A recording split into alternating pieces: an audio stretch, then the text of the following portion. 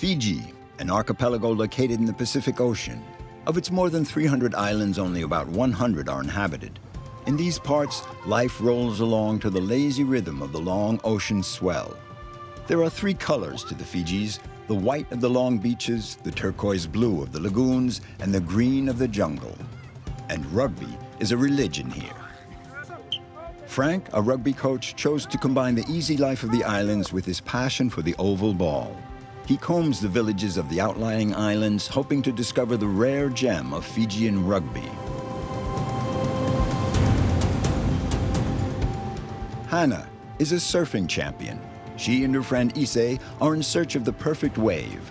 Their quest will take them all the way to Cloudbreak, one of the most beautiful waves in the world. For Hannah, the ocean is her lifeblood.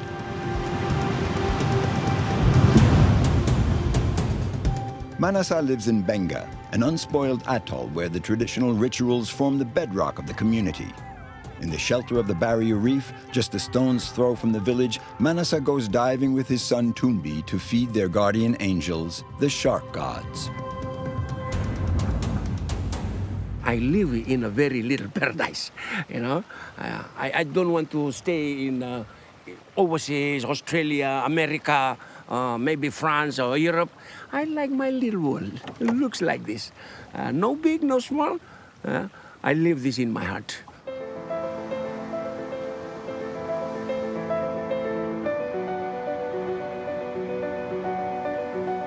The Fiji Islands, located in the heart of the Pacific Ocean, are isolated from the rest of the world. Situated 2,000 kilometers north of New Zealand and about 3,000 kilometers east of Australia, these volcanic islands are made up of mountains covered with tropical forest.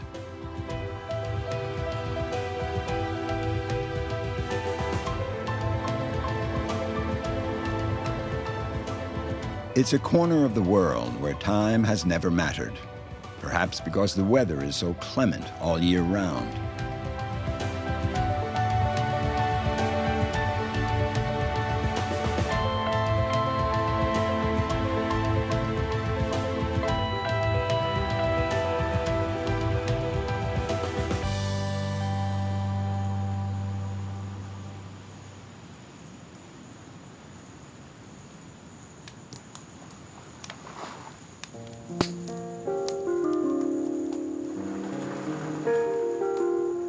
Before Christianity, many people in Fiji believe that they need a guardian. We're supposed to have a guardian. That is before Christianity. So many people in Fiji, they choose different types of nature. They choose nature, like a little mountain, ocean, moon, sun. But the people from my village, they choose sharks to be their sea god. So the story goes like that. We believe that the sharks in the oceans, those are our guardian.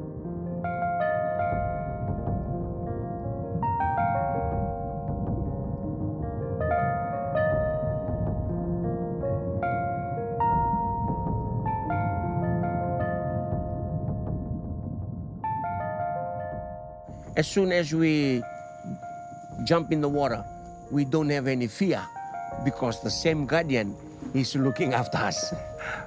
You know, ocean, they rule the ocean, right? Sharks rules the ocean. They balance the ocean. Okay, when we jump in the water to meet them, we respect them. Manasa Bulivou has been diving under the protection of his shark gods every day for the last 15 years. These turquoise waters were part of his childhood, and his first dive was a revelation. Ever since, he has been doing his best to preserve this underwater realm and protect the coral barrier reef.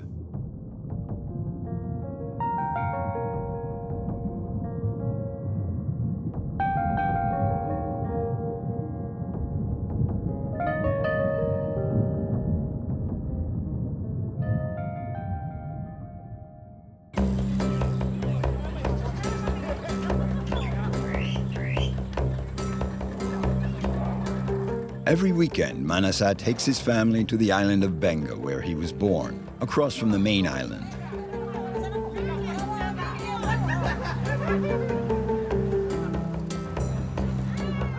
The ferry does a daily run and takes 2 hours to make the crossing. Everyone on the boat knows Manasa. They even call him Papa. He holds a very important position in his community. He is the village spokesman.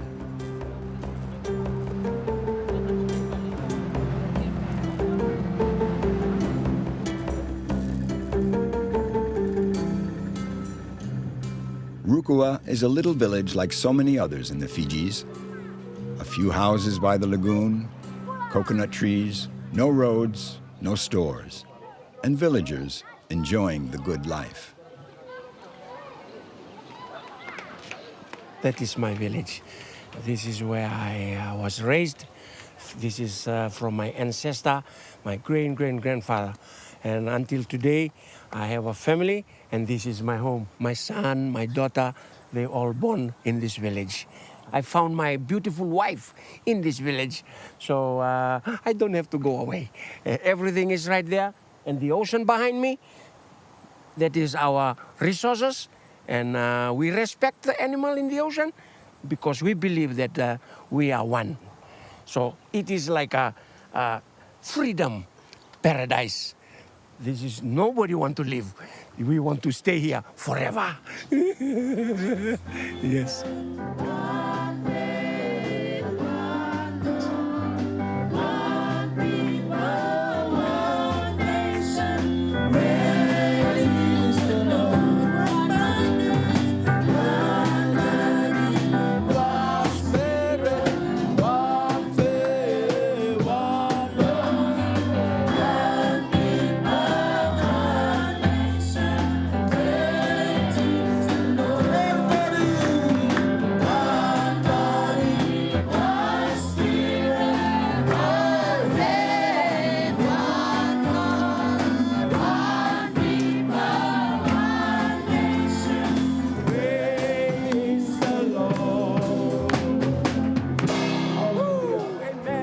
I have a little bit of heart problem.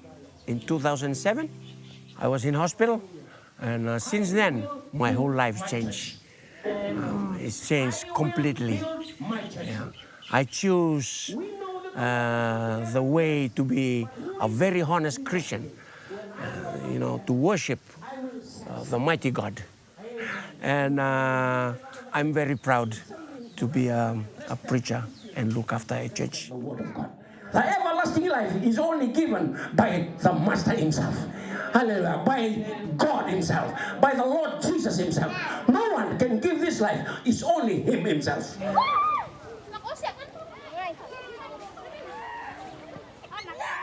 In the Fiji Islands, Sunday is a day devoted to prayer.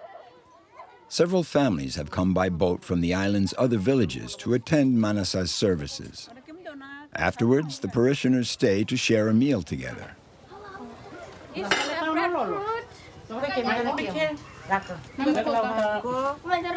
The traditional ways, like to share.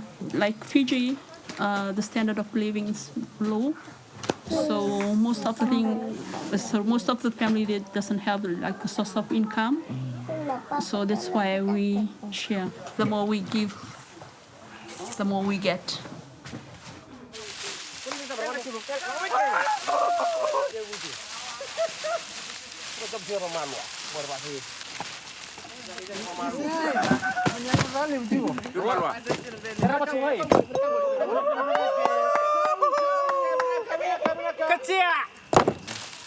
This morning, they're preparing for a traditional ceremony in the forest. The young men of this island have a special gift, walking barefoot over burning stones, the firewalk. Tumbi, Manasa's son, is going to participate for the first time. Long time waiting. I've been waiting for a long time. 26 years now. I moved to the mainland when I was small, just a small boy. And now today I'm here to do the firewalk. I'm gonna do the firework today. Yeah. It's good. I'm very excited about this.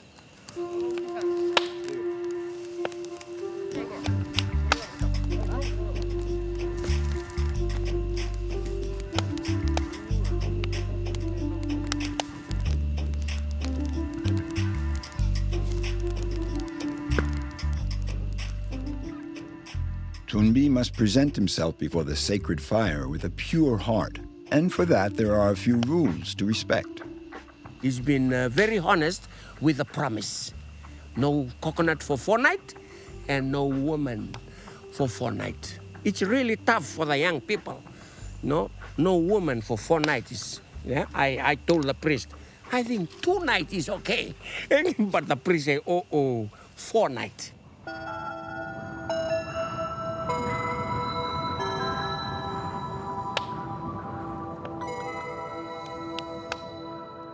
The stones have been heating in the fire pit for 5 hours.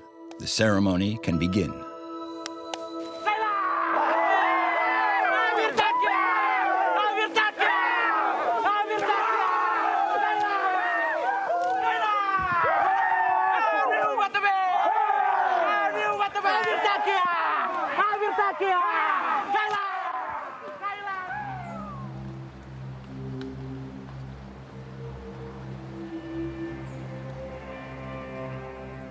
The men are totally concentrated. They're invoking the spirits and asking them for the ancestral power that only the village inhabitants possess.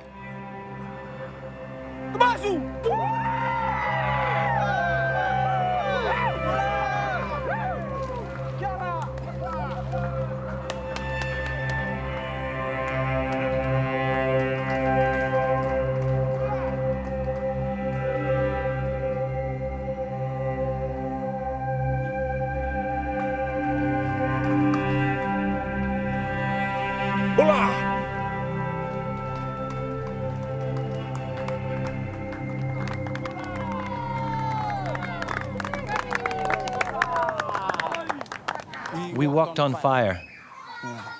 Yeah, no pain. The stones felt cold. It's okay. It's the power of the fire walk.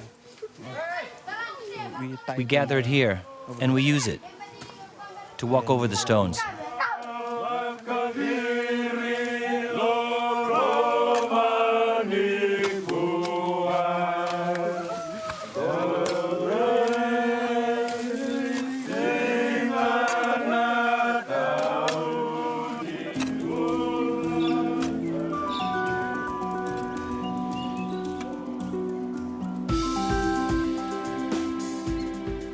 On the island of Benga, legends and the supernatural encroach on reality.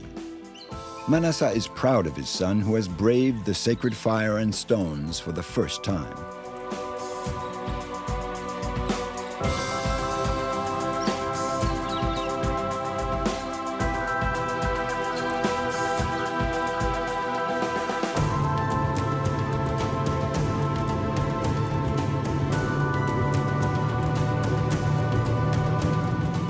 Tumbi loves diving just as much as his father.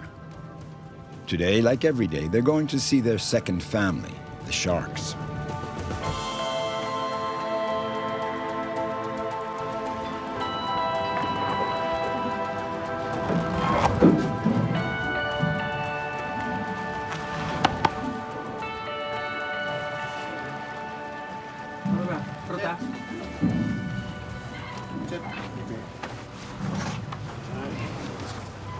So I'm just about to get ready to introduce myself to the underwater world. Most of the animals, they know me very well the last 15 years. So still I have to use this. They know Papa very well.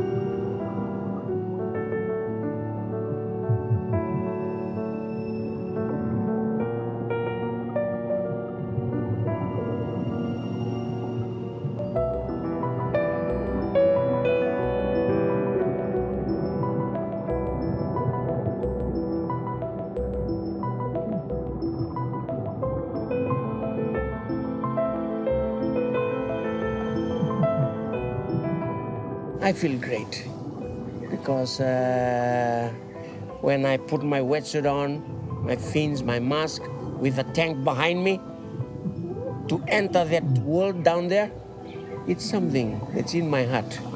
I know, because in the underwater world, there is my guardian there. He looks after myself, my son.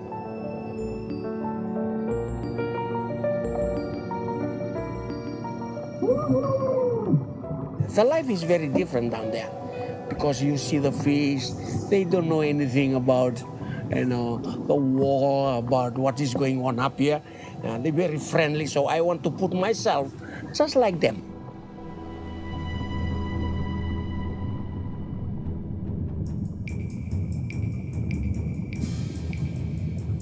Since he had his heart attack, Manasa doesn't dive more than a few meters down. Tumbi has taken over from his father. He has a rendezvous in the depths with other sharks, the bulldogs.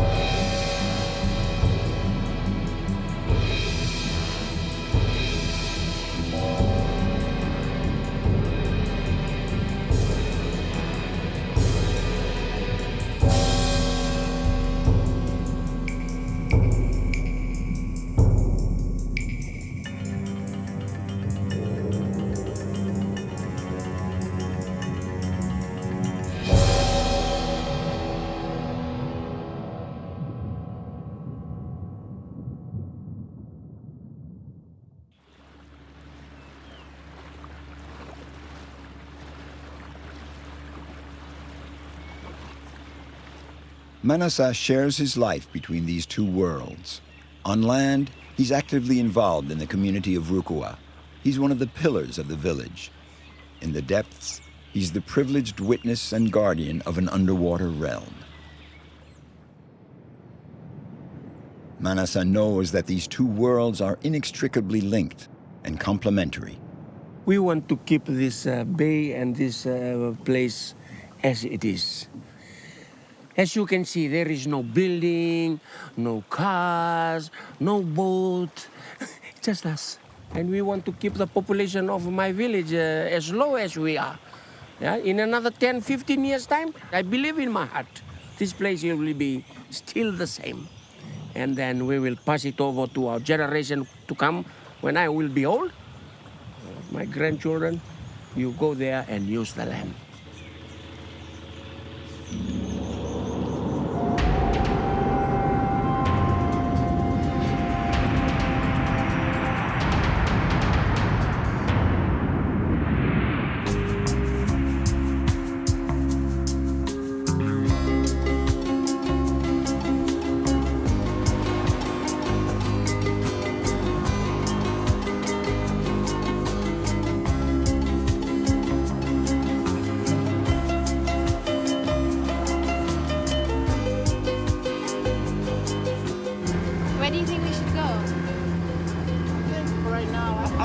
Cloudbreak.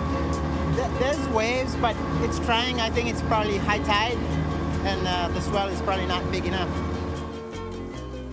Hannah Bennett and Issei Tukovu are two of the best surfers in the Fijis. They spend days on end in search of the best waves.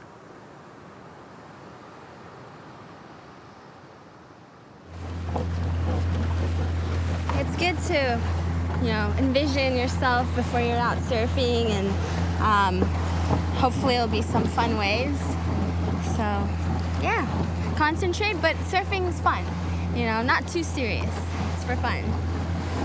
Yep. So there's my wax. Check my fins, make sure they're on tight. Hannah, who's 22 years old, is a surfing champion. She competes under the Fijian flag in international meets, and she recently won the Melanesian Cup, a meet open to the best surfers of this part of the Pacific Ocean.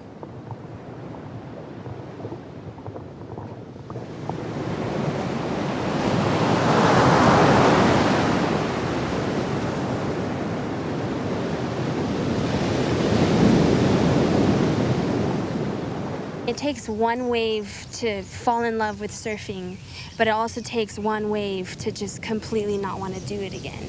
But when you fall in love with it, it's so worth it. It's, you know, words can't really describe it. You forget about the paddling, how hard it is. You forget about, you know, almost drowning sometimes just for that feeling, because it's very in the moment, and it's very intimate with the ocean, with nature.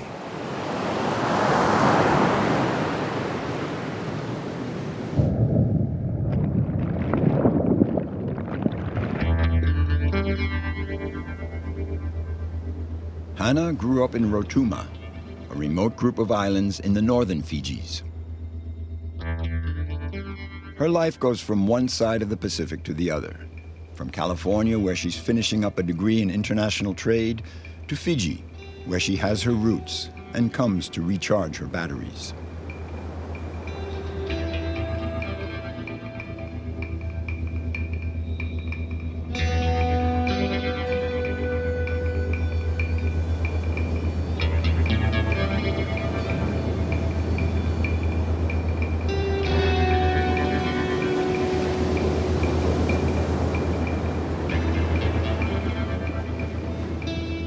Earth is the water planet. It's everything, you know, it's all around us, it's in us.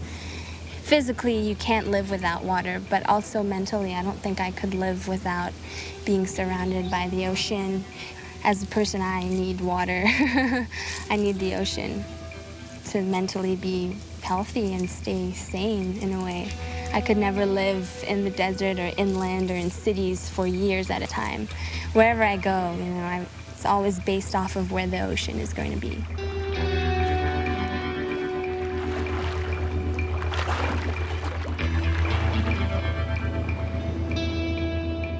To set sail on the high seas, an adventure that has always inspired humanity. Ever since the dawn of time, the most daring souls have challenged the horizon in search of new lands. Flat, right, go. Go up. Get. Too much. Few. Ole. Ole.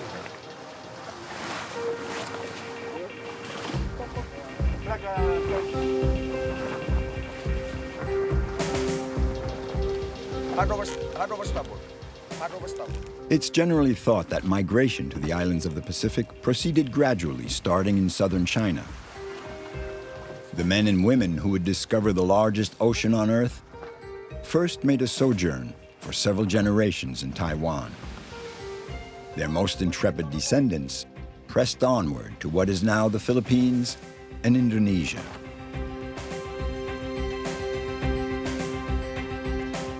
Sailing from island to island, those adventurers explored the Pacific in the hope of conquering unknown lands. Those mariners opened new routes towards virgin territory.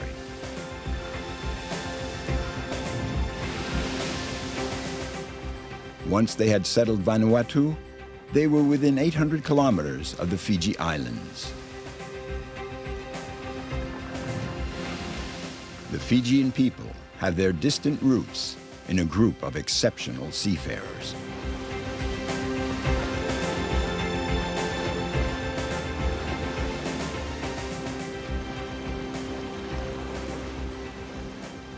In 2011, a German philanthropist decided to revive that epic journey in his own way. He built several traditional sailing canoes to undertake a sea odyssey across the Pacific to California.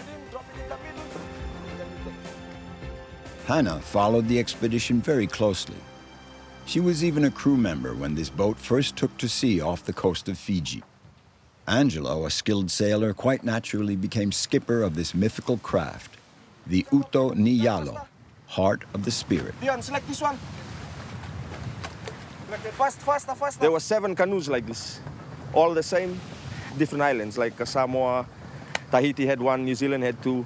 So we sailed as a fleet, just raising awareness and trying to prove that what our ancestors did, we can still do it.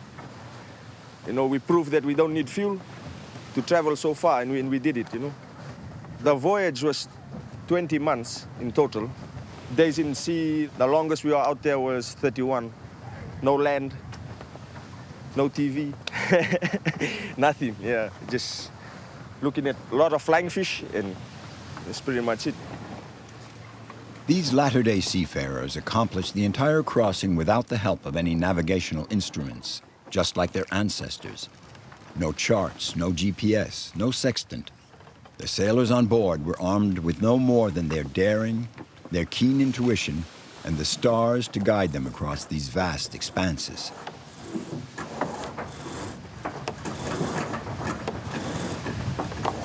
That knowledge is being lost now. Only a handful of people, they know it. So one guy in Satawal, in Micronesia, he taught 5 people. His wish was for that 5 to teach more. So we were lucky we had 3 of the 5 on the voyage. Yeah, that was a big part of people's lives back then, you know, our ancestors, this is what they did. And to see it, you know, unfold and people try to practice it the same way is a beautiful thing. It's reviving our culture again, and it's reminding the next generations of who we are.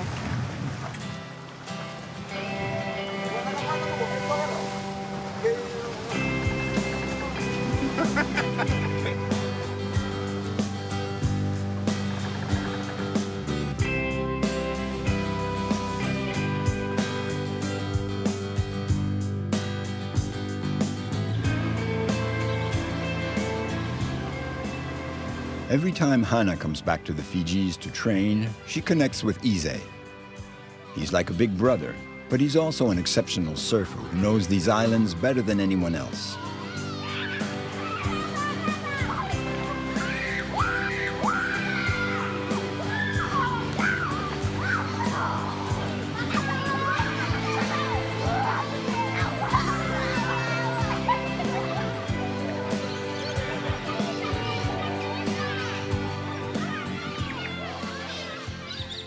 To get out to the open sea and the rollers, Hannah and Ise have to cross a vast mangrove swamp, a sort of natural passage from the world of land dwellers to the realm of the surfers.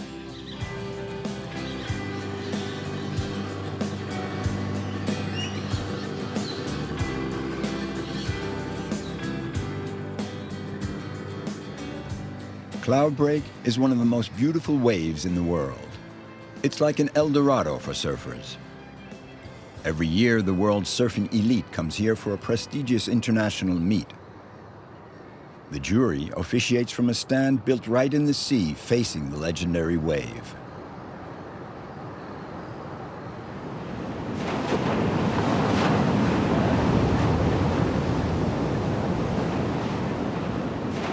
For me, the perfect wave is a feeling. That's very hard, I think, when you're surfing. It's very in the moment, and it goes by so fast sometimes you don't appreciate, or you can only reflect on it after you've surfed the wave. But for me, the perfect wave is being able to actually recognize that feeling as you're surfing the wave. So a nice, long, you know, good-sized wave that as you're surfing it, you're aware of how good the feeling is, you know. Yeah. Nice, babe. Woo! It's very easy to shoot waves in Fiji. The waves are so nice here. The light is perfect. Water is blue. You don't have to be a very good photographer to take great photos here. It's really easy. Look at this place. It's beautiful all by itself. Surfers form their own tight-knit community, and Stuart is a well-known figure at Cloudbreak. Beautiful. Come have a look at your shots. So many sick ones. Look at this shot. You're gonna freak out. This is like a magazine cover. Check this out. Oh, wow.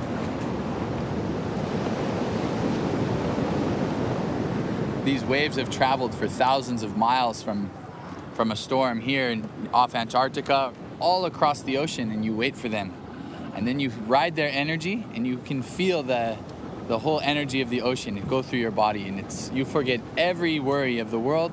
You can't pay for that. There's no drug, there's no therapy you can do that is better than surfing. It's like being hugged by the entire ocean. It's a really great feeling.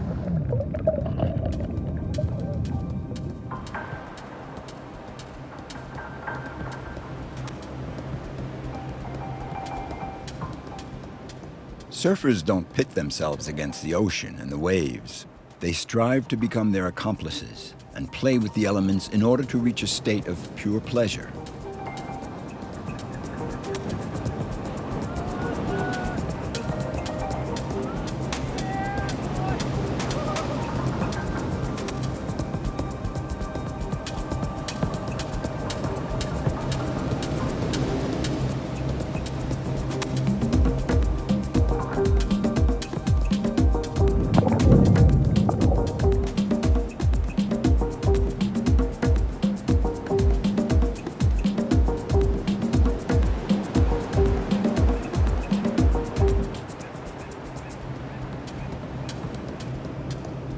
To become one with the forces of nature, a challenge that one throws down only to oneself.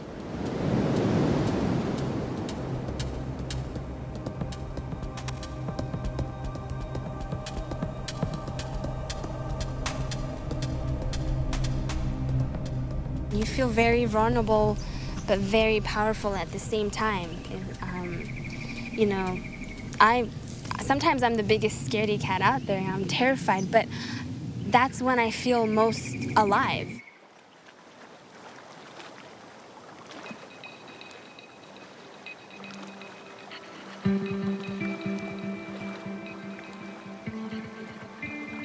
The ocean is like my second home. You know, we're brought up around the ocean and nature, and you learn to adapt a lot to your surroundings, and that's a great skill to have. This is where I was born and raised, and I wouldn't have it any other way. This is my home base. I mean, everywhere I go, it's almost as if it makes me appreciate Fiji even more, and it makes it just as special.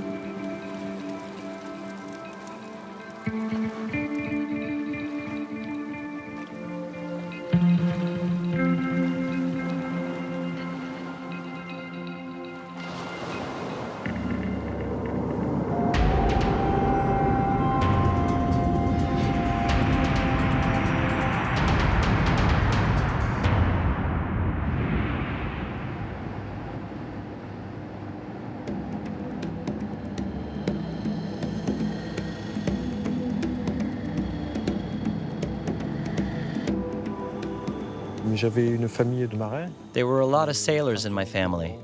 My great-uncles, my uncles. They sailed the South Pacific a lot, and they brought back a lot of souvenirs that would just stir our imagination. And in particular, when we were little, my brother and I had a book on Tahiti in Polynesia with a picture of an island girl on the beach, and she was bare-breasted. It was really quite alluring. That's what set me to dreaming about the South Pacific ever since. It's a bit of a cliche, but it's the honest truth. Franck Boivert is heading for Bukama, a village in the Yasawa Islands isolated in the northwest of the Fijis.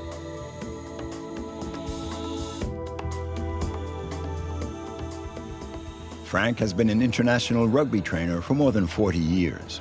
Whenever he can, he goes from island to island meeting the village rugby clubs.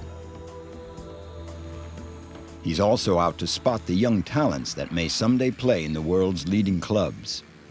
Fiji is a major rugby power in the Pacific. And in fact, if it weren't for its international reputation in this sport, the archipelago would be completely forgotten. Franck has been living in the Fijis for 17 years, but this is the first time he's come to train the players of Bukama. Still, everyone knows him because he worked with the national rugby sevens team here.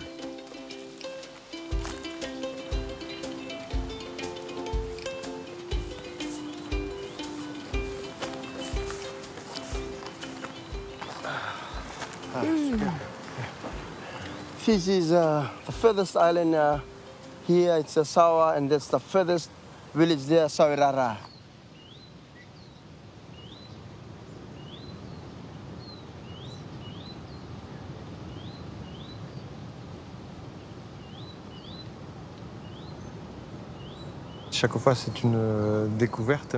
It's a new adventure each time, but more important, there's the notion of sharing. They really like to share their experience, their history. That's part of how they teach the sport here, because the rugby in Fiji really meshes quite well with their culture and traditions, and also with their history of warring between villages. Now they don't make war anymore, but the village over there comes every Saturday to play that village down there. So in a way, they're carrying on their warrior rituals of the past.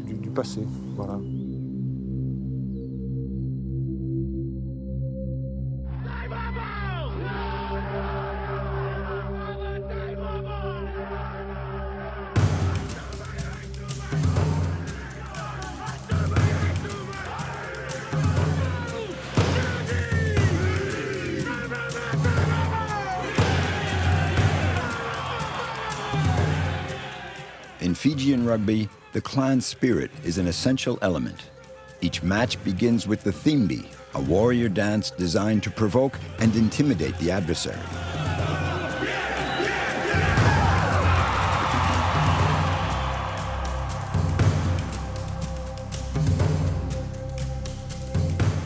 Rugby is a combat sport, and in the Fijis, the warrior enjoys a privileged social status, even more so than a school teacher or a doctor. If God invented rugby, he surely invented it for the Fijians, and in particular, Sevens rugby, no doubt about it. And I think that's just what God did. He invented rugby for the Fijians, the Tongans, and the Samoans. Seriously, it's a blessing for these countries because it can channel all the energy of the youth and the warrior spirit that goes with it to defend their village, to defend their island. It's essential, so we have to use that.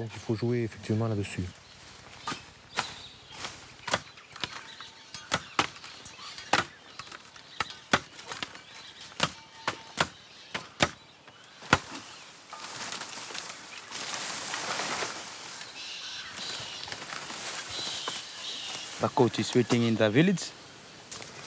Something we don't know, we learn from him. And the first time too, we see Franck. We just hear his name on the radio, see on the TV. First time to see him.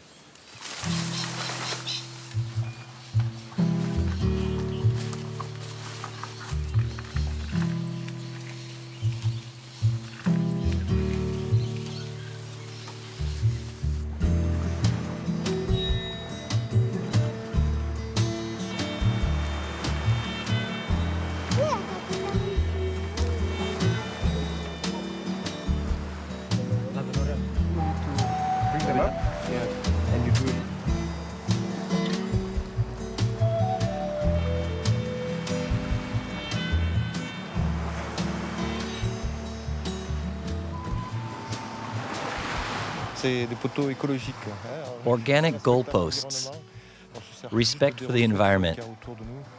We use what we have at hand to construct the goalposts.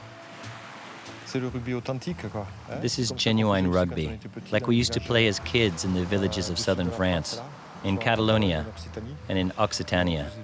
We used to do things like this, so for me, this is like going back to my roots.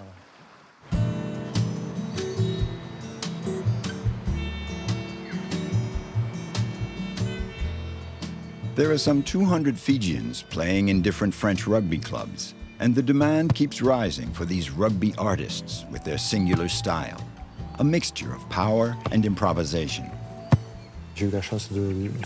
I've had the good fortune to discover players in their unpolished state. I often cite the example of two players I recruited right from their village. They were practically barefoot, with just a t-shirt, and they were fish farmers to help their parents support the family. And 6 to 9 months later, there I am at the National Stadium in France, watching them play in the finals of the top 14 in front of 80,000 people. A thrilling moment. Just fantastic. Being a rugby trainer in the Fijis means dealing with the oppressive heat and the slow rhythm that goes along with it. For the moment, there are only children in Bukama. No sign of any players yet. I think we're going to be running on Fiji time, meaning practice will begin around 3:30, 4 o'clock. Maybe. Time is a vague notion on the island because no one has a watch. There is no time. So we'll just wait and see. A good coach should always arrive before his players. That's not very hard here.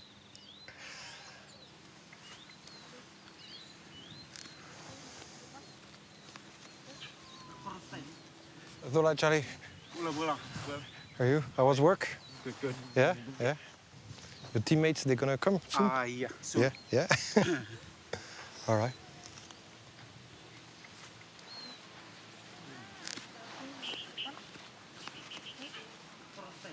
Take the coconuts and we're gonna go in that part of the field, eh? For now, all right? It's this part of the field is better. Okay, let's go.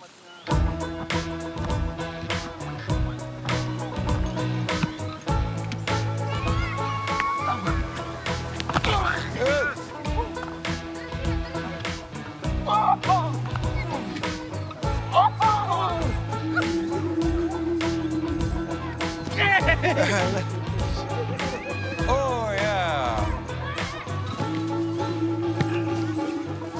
When you do the group game, then I blow whistle. Up, then you go long passes. Ready, go! Get out of the way, guys. A time inside shoulder, good. Well done. Ready, go! They're not used to training. They're not used to having strict practice sessions, not used to organized drills. So you have to break them into the routine. But once you do, they take the ball and run with it. Straighten up. Good. Very good. All right. You just have to give them a few pointers, put a little order into their game. And once that's done, they know how to do the rest.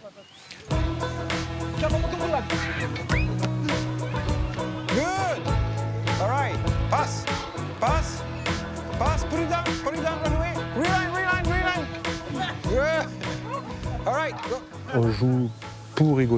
They play for fun, to relax, which is a strong point because I think you need a playful dynamic to do well in sports. You really have to have fun, enjoy it, and all the rest will flow naturally. The really nice thing about these islanders is that their basic motivation is the joy of playing. Good! Pace the ball! Go! Thanks to his reputation, Franck is respected by everyone here. Today, he's training future players, but Fijian trainers as well. He has also set up a prisoner rehabilitation program. Franck is teaching them the profession of referee.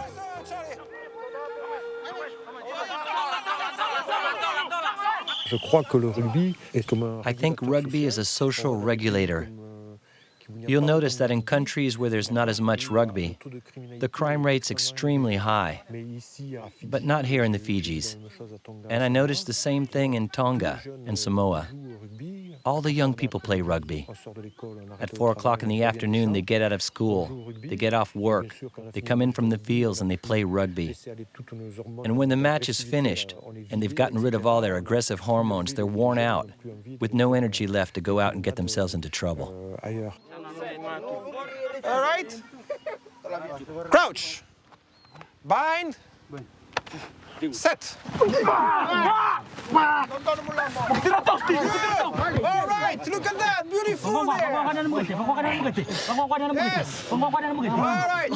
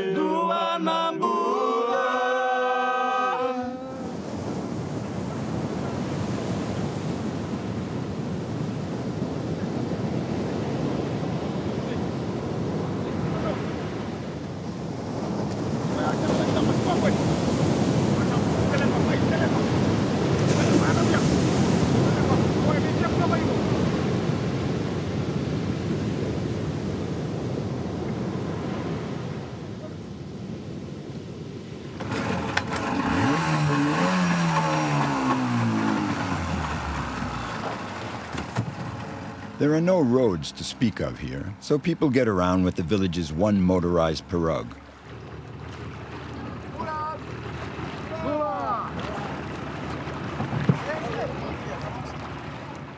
In the Yasawa Islands, they even bus the children to school by boat.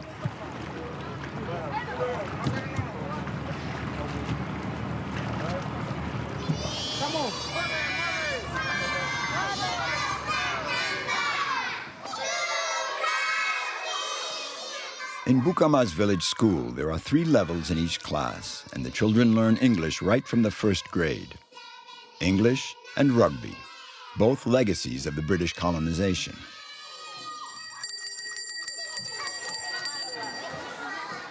At recess, Franck organizes a rugby match. It's France versus Fiji. All right. Hey, so you score a try over there? Got it? And you guys score a try over there. Right? Yes. So you must pass the ball to one girl. Yes. All right, and we must have 3 passes.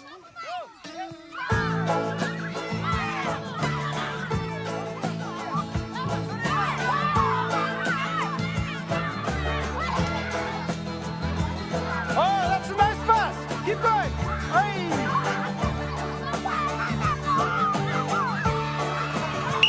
Okay, knock up.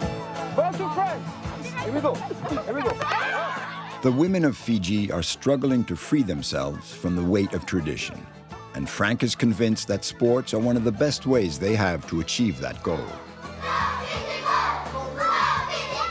Promoting women's rugby has been a personal crusade of Franck for 30 years. He's convinced that playing rugby in school will bring about a change in people's attitudes. Come on, guys. Naka, eh? That was fun, eh? Yeah. All right. You like rugby, yeah? Yeah. That's very good, and you're going to be a very good player. Yeah, you're going to be a very good player. All of you. Thank you. Okay. Women's rugby is really taking off now. And here in Fiji, we have the Fijianas. Maybe you can play for Fijiana, Yeah. qui est l'équipe nationale. The national team who beat New Zealand back in October and were world champions in Sevens rugby. So they have enormous potential, which we'll have to nurture in order to take on the really big teams. Okay, let's do have a cheer. Let's go. Okay.